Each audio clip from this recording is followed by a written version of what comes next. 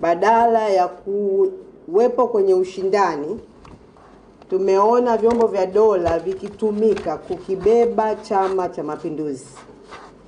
Hatuna shaka na mikakati, mipango na kazi kubwa iliyofanywa na Chama cha ACT Wazalendo kuandaa Watanzania kwa ajili ya uchaguzi wa serikali za mitaa.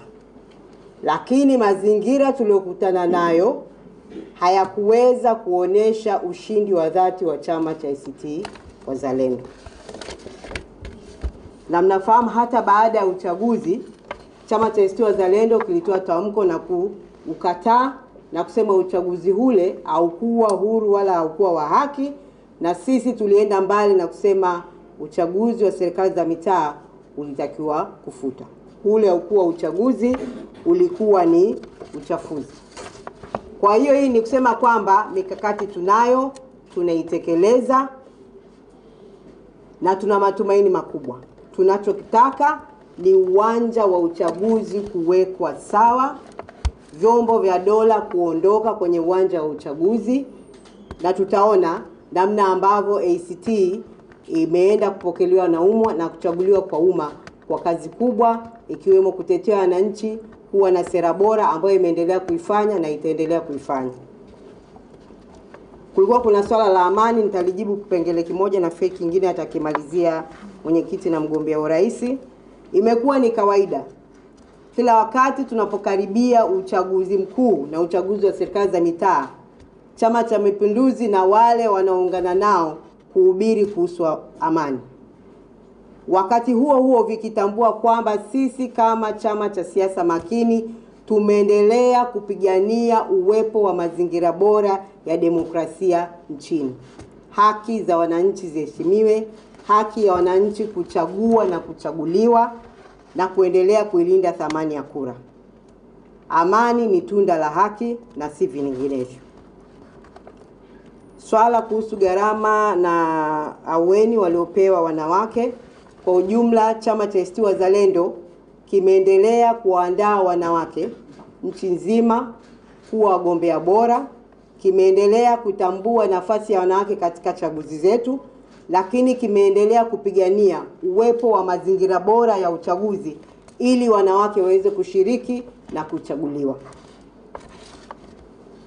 Kuhusu kutia nia, ni kweli nimetia nia ya kugombea nafasi ya urais wa Jamhuri ya Muungano wa Tanzania iwapo chama changu kitanipa ridhaa, na unafahamu hii ni muendelezo ya wito na nafasi iliyotolewa na Halmashauri Kuu ya Taifa kwamba tujitokeze, na tunaamini bado watu wanajitokeza. Nia iko pale pale. Nitakamilisha taratibu za chama na wajibu wa kutupa ridhaa hiyo umeachwa kwa mkutano mkuu wa taifa. Kwa hiyo hii ni kuendelea kuwakaribisha na kuhamasisha wale wote ambao wana nia ya dhati ya kuongoza Watanzania waje Chama cha ACT Wazalendo, wachukue fomu na tuendeleze huo mchakato. Kwa hiyo bado nina nia thabiti ya kugombea urais wa Jamhuri ya Muungano wa Tanzania iwapo chama changu kitanipa ridhaa hiyo. Kulikuwa kuna swali kwamba nani anagombea. Nafikiri hiyo ni wajibu wa mkutano mkuu wa taifa. Asante, naona nimemaliza maswali yangu.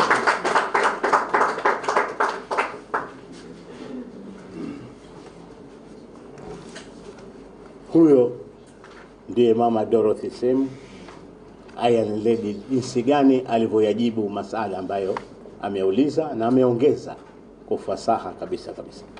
Sasa tunamkaribisha mwenyekiti wa chama ambaye ni mgombea kwa upande wa Zanzibar na makamu wa kwanza wa rais, Sheikh Othman bin Masud bin Othman Al-Haqir. Tafadhali.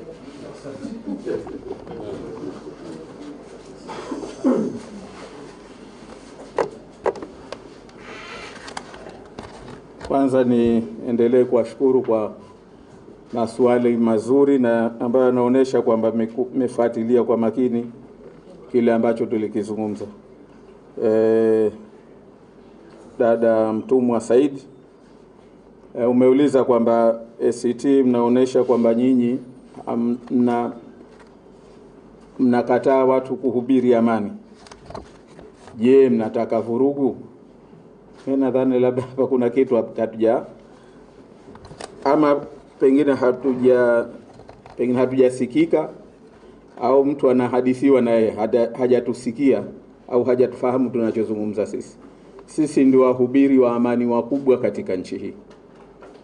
Na mimi nakuambia na wengine wote ambao wana mawazo hayo, laiti kama sio sisi ACT Wazalendo kukubali tuliofanyiwa 2020 na tuliofanyiwa huko nyuma na yanaendelea kufanyika bila ya uongozi uliopo kuonesha dalili yoyote ya kutaka mabadiliko. Mmeshuhudia chaguzi za marudio, chaguzi ndogo za Mtambwe, Konde, kwamba ni yale yale. Nchi hii kama si uungwana wetu, kama si kufahamu kwetu, kama si kwa mapenzi makubwa ya nchi yetu, nchi hii leo isingekuwa inatawalika. Kwa hivyo sisi tunachosema ni kwamba wanaohubiri amani, amani haiwezi kuzaliwa, amani haiwezi kuwepo. Amani ni kama mti, haiwezi kumea bila kuwa na haki na uadilifu. Hayo ndio mambo ambayo sisi tupambanie sote, wananchi, viongozi wa dini na wengine, kwa sababu haya yatazaa amani. Unapokwenda ukahubiri amani, huku tunajua unafanya njama za kuhujumu amani, za kuiba, za kudhulumu, za kufanya ghilba katika uchaguzi. Wewe unaposema unahubiri amani, sijue ni amani ipi. Ndio kauli yetu, na sisi tunasema bila haki, bila uadilifu hakuwezi kuwa na amani. Tusijidanganye, tusiwadanganye wananchi. La pili, juhudi za kuongeza wapiga kura, na nadhani kiongozi amelijibu vizuri, nadhani haina haja kulirudia. Bwana Salum Vuai kwamba Pemba imekuwa ngome ya upinzani, na kwamba sehemu sasa hivi imekuwa ikivuna wanachama wengi kutokana na mikutano yao. Kwanza sijui mkutano upi, lakini kwa sababu CCM sijaona kama wamefanya hasa mkutano Pemba. Iko unazungumza yale maigizo ya mauani katika jimbo la Kiwani,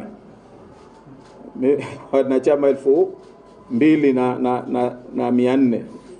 Sisi tunatoa changamoto, sisi muarudi waende wakawatafute 100 tu katika hao 50 tu katika basi ikiwa watawapata hao waliowavuna 50, basi sisi tutaongeza tena 200 wanachama. Lakini ile kwa mtu yoyote, na hata wenyewe, zile ni siasa za kizamani. Kusema kweli ni siasa ambazo mnasikitika kwamba inafanywa na viongozi ambao wamepewa dhamana au wamejipa dhamana ya kuendesha nchi hii. They don't seem to be serious kwa kweli. Hawezi kufanya udanganyifu ule katika zama hizi za artificial intelligence. Hizo very, hata kwenye wakati wa analogu singeweza kufanya maagizo ya namna hii. Sisi hatuna wasiwasi, majimbo ya Pemba hajawahi kuchukuliwa na sisi. Wamewahi tu wenyewe kujifurahisha, wakawaweka watu wezi, wakawaandaa waliokuwa wenyewe hawana hata uungwana tu.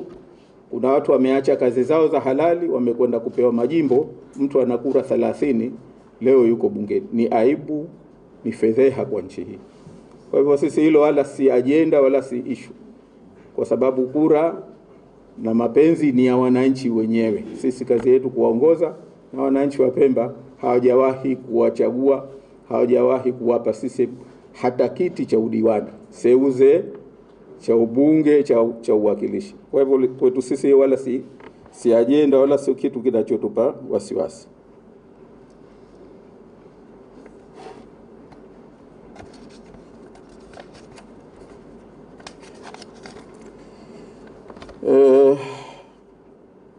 Ingine uliuliza kwamba sisi wako wanaotaka mabadiliko,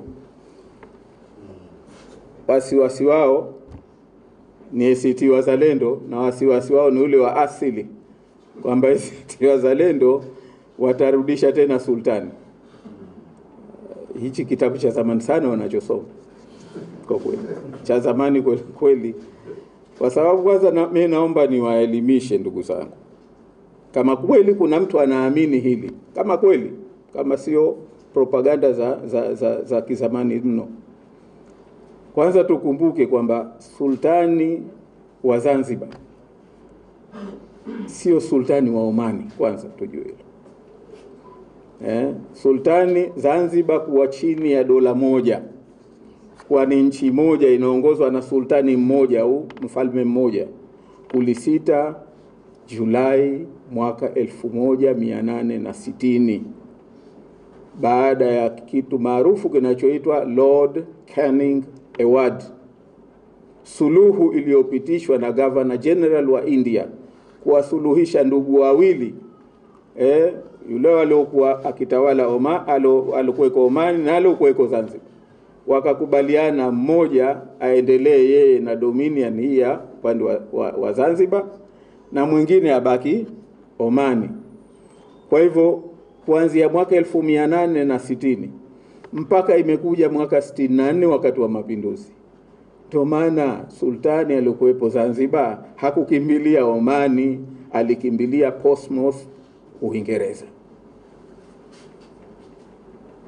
Kwa hiyo leo ukizungumza sultani upi, usultani upi, kwanza lazima uambie wananchi huo usultani uko wapi, huo sultani uko wapi. Kama unadhani kwamba sultani wa Omani ndio, ni kuwadanganya wananchi, ni kutokujua historia, ni kutokujua. Kwa hivyo hilo la mwanzo. Lakini la pili, jamani, wengi hapa mshawenda Omani.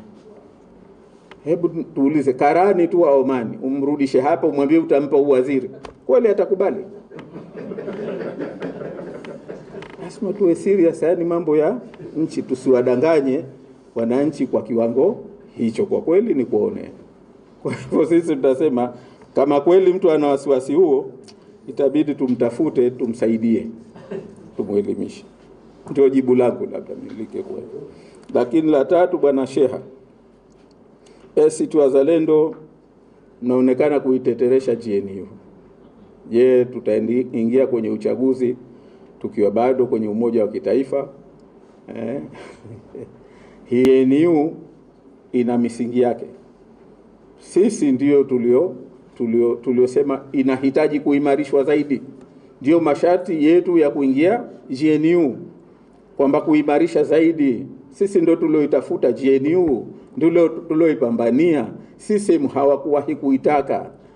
Waliokuja baadaye Rais Karume akakubali kwa sababu ya maono yake ya kwamba tuwe na GNU. Lakini wengi wapo yanaonesha wazi kwamba wao kabisa hawako katika suala la kujenga umoja wa kitaifa. Na laiti wengekuwepo, basi wengetukuta sisi tumeshatangulia, kwa sababu sisi tumekuwa tukiwahimiza kwa hilo, wao ndio wamekataa. Sisi hatuna sababu ya kwamba tuna wasiwasi labda kwenye GNU. Sisi tunachotaka GNU kama alivyosema Maalim Seif, kama usikilizeni hotuba yake ya tarehe 8 Disemba 2020, alisema GNU ndio chombo chetu, tukitumie kuelekea kwenye umoja wa kweli wa kitaifa wa wananchi wa Zanzibar.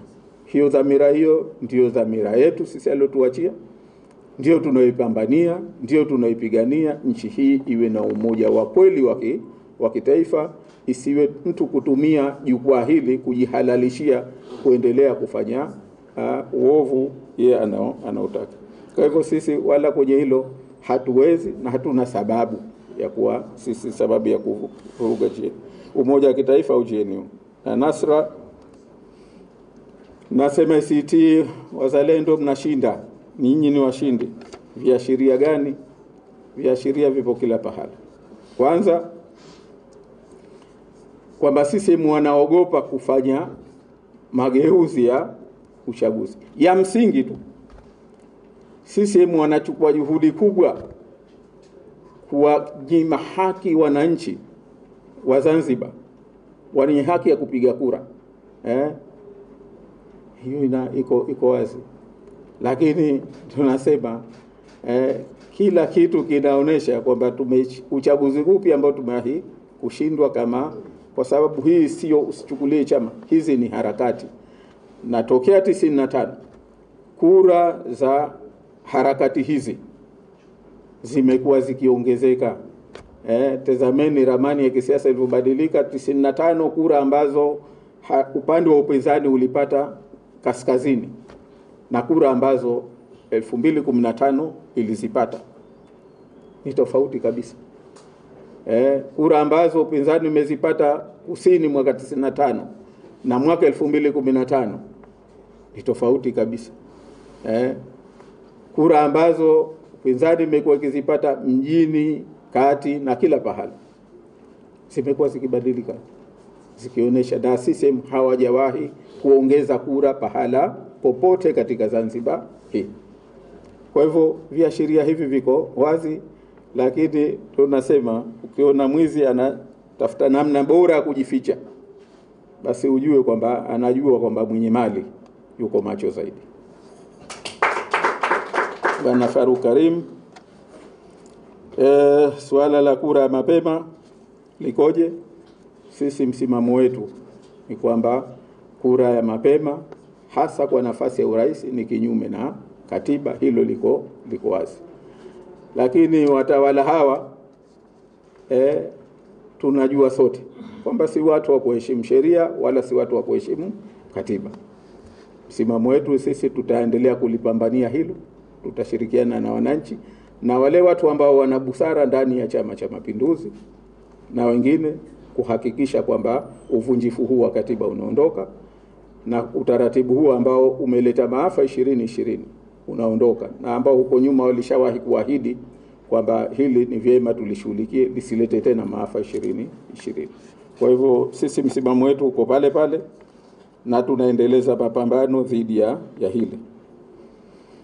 Endapo utashinda, kitu gani cha mwanzo utafanya?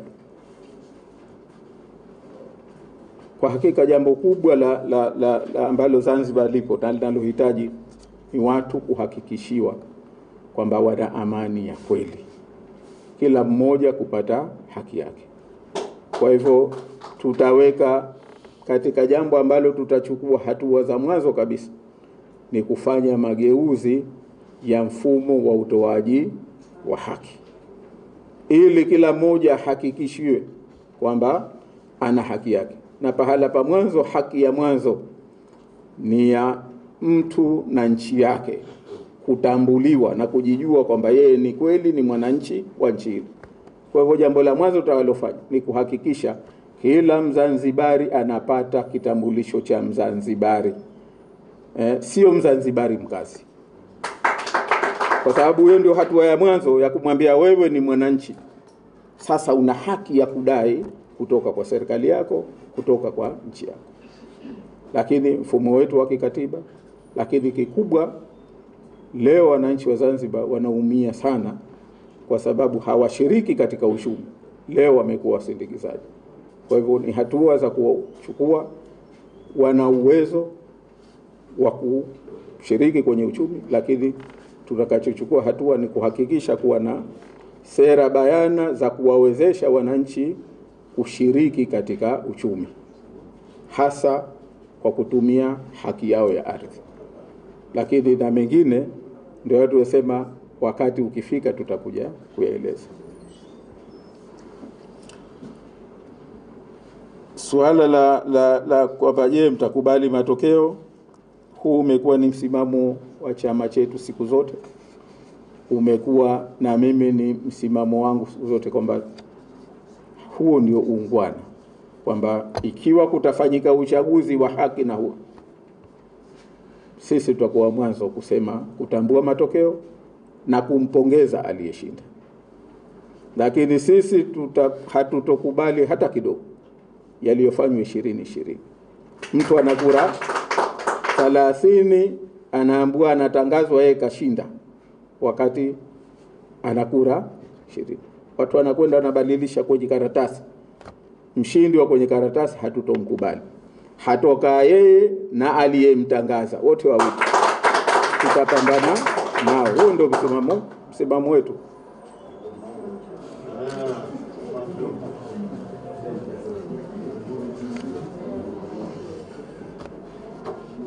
baada sikulipata ile jina, lakini Mary sasa ajenda zipi kuu na swala la ajira kwa vijana. Nadhani tumelieleza kwamba kwanza sisi Zanzibar ACT Wazalendo tunachoamini kwamba hakuna nchi ya kisiwa na hakuna nchi yoyote takriban ambayo itaweza kuendelea bila ya kuwa na mamlaka ya kuendesha uchumi wake.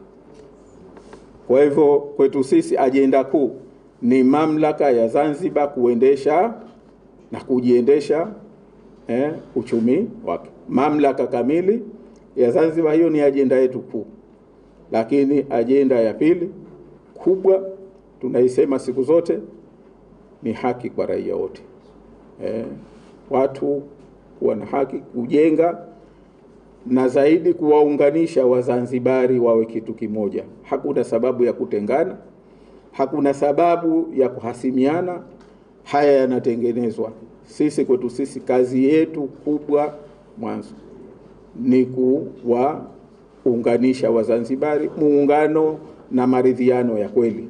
Kwa hivyo hilo ni katika mambo ambayo tutawashughulikia, lakini kikubwa haki zao katika kushiriki kiuchumi. Na jingine kubwa kama ulivyosema kwamba upande wa ajira kwa vijana, sisi maono yetu yako wazi kwamba tatizo kubwa la Zanzibar sasa hivi ni kwamba hakuna sera za kuwatengeneza vijana kwanza wakaweza kujiajiri na wakaweza kuajiriwa. Kujiajiri, kwa mfano leo tembea katika mahoteli mengi ya Zanzibar, human resource officers, yani maofisa wa utumishi wa umma wa utumishi, 90% ni kutoka nje ya Zanzibar. Tunachoamini sisi ni kwamba wakati unafanya hivyo, kuna vijana wengi wamemaliza degree za sheria, wamemaliza hiyo degree za human resource management, wamemaliza degree za public administration, wamemaliza degree nyingine za ambazo ni relevant katika kilichobakia ni kuwatengeneza wakaweza kuajiri. Na hili tumeshawahi kulipendekeza mara kadhaa kwamba watengenezewe program, watafutie watu weledi, wafunzwe na baadaye waweze kupewa nafasi ya internship katika sehemu mbalimbali, na then baadaye serikali ichukue hatua kuhakikisha kwamba hakuna sababu ya kuajiri mgeni katika fani hii. Kwa kweli ni eneo moja, na hawa wapo wengi sana. Lakini na eneo jingine ambalo eneo jingine ni katika uwezeshaji.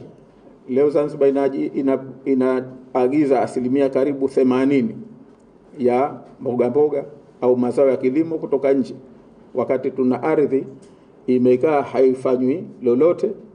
Waliokuwa wasimamie wakuu wa wilaya na wakuu wa mikoa kazi yao kupiga siasa, badala ya kwenda kuwasimamia wananchi wakaweza kupata nyenzo za kuweza kuzalisha na wakauza. Kuku takriban kuku mayai asilimia 80 yanatoka nje sasa. Kuku mayai pia. Sasa haya ni mambo ambayo sisi tunasema hakuna sababu ya kijana yoyote wa Zanzibar kukosa ajira. Brother Mwinyi Sadala, mazingira ya zeki, kura ya siku 2, ili tunalisema ndio tunarudia kwamba hatujaridhika na mazingira ya zeki kwa sababu sivyo ambavyo inatakiwa kuwa. Tulikubaliana zeki iundwe kwa utaratibu ambao ni wa huru, wapatikane makamishna kwa uhuru, upatikane secretariat kwa uhuru na kwa weledi. Hilo halijafanyika licha ya kulipambania kweli. Leo unakwenda kwenye, ni aibu kwa nchi, unakwenda kwenye uchaguzi, una mfumo wa uchaguzi ambao huwezi kusimamia hata mechi ya mpira. Yani mfumo wetu wa uchaguzi, tena sio mechi ya mpira ya dabi, hata ya maskuli tu. Yule anahitaji ile ya bara shule za sekondari, hata mashindano ya UMISETA mfumo wetu huwezi kuona. Maka haiwezekani timu moja achague referee, linesman, kamisa wa mchezo ndo achague yeye, halafu ukasema UMISETA watakubali? Sasa nchi, lakini yote hayo hatujakubaliana nayo.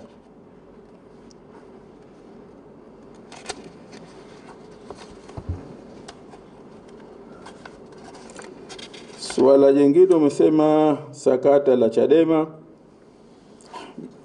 Nadhani hili tuachie wenyewe. Sisi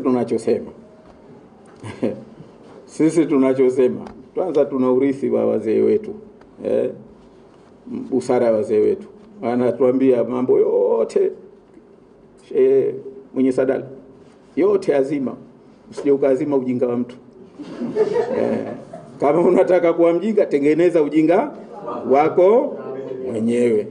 Sasa na ujinga hatusemi kwa sababu waliofanya au wanaenda kufanya wenzetu ni ya kijinga. Ndio binadamu, ukifanya wewe anakuona umekosea, na mimi nikifanya utaniona nimekosea. Ndio maana tunaita usiazime ujinga wa mtu, tengeneza wa kwako. Sasa tunachosema kwamba chama chetu tunaamini kwamba kwenye siasa hakuna pori hatujalipita, hakuna jangwa hatujalipita, hakuna bonde hatujalipita. Hakuna chama kinachotuweza kwa uzoefu wa uwanja wa siasa katika Tanzania hii, hata chama chetu. Swala la Rais Karume na Maalim kwamba ile misingi ya GNU, sisi tunaamini kwamba dhamira yao ilikuwa nzuri na njema na ndio ya kufuatwa. Na sisi tunachoahidi, hii tutaisimamia na tutakuja kuonesha wananchi wa Zanzibar kwamba na GNU ni muhimu katika kujenga maridhiano ya kweli. Na GNU si bala, ni utaratibu wa kiungwana wa kistaarabu. Afrika Kusini juzi, uchaguzi wa mwaka jana 2024, wameingia kwenye GNU ya vyama 10, sio ya vyama viwili. Na wako wapi? Wako wanaendelea mbele, biashara inaendelea, biashara imefurahi, masoko ya mitaji yamefurahi, kila mtu wana changamoto zao, na ndio kawaida mnapokuwa katika mfumo wa coalition.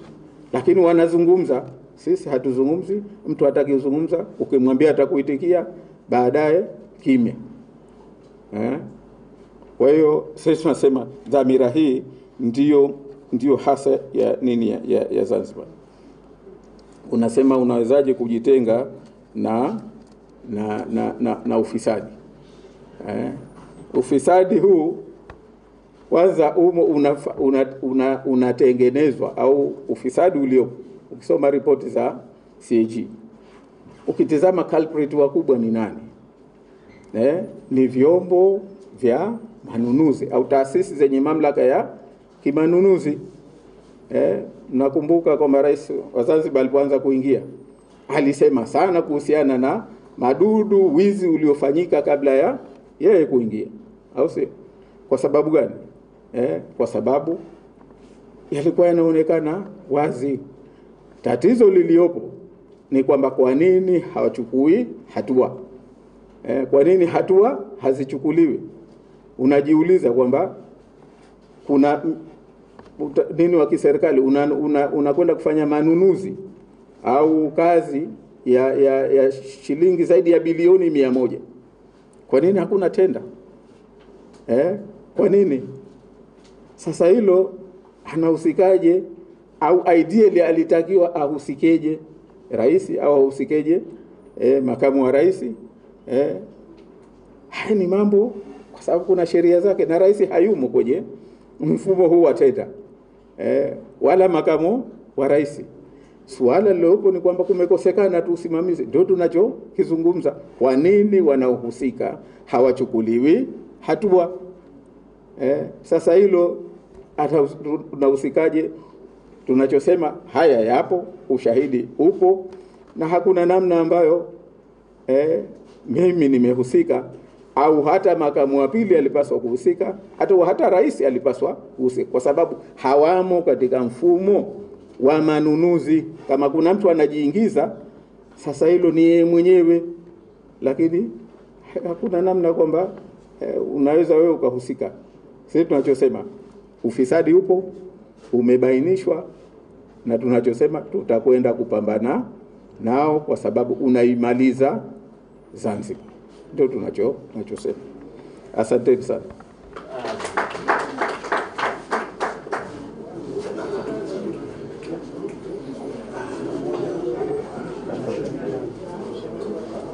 Ndugu wanahabari, tumemsikia kwa ufasaha.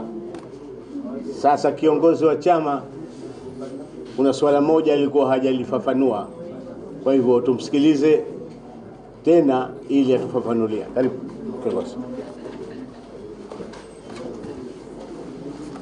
Asanteni. Tuliuliza swala kuhusu mashirikiano ya vyama vya siasa. Sisi ACT Wazalendo tunasema kwamba tunatambua umuhimu wa umoja na mashirikiano wa wadau wa demokrasia wa siasa, ikiwemo vyama makini vya siasa.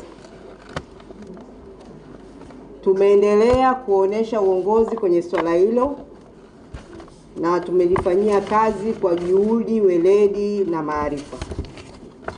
Tumetimiza wajibu wetu kama chama cha siasa makini, na sasa mpira uko kwao. Asante.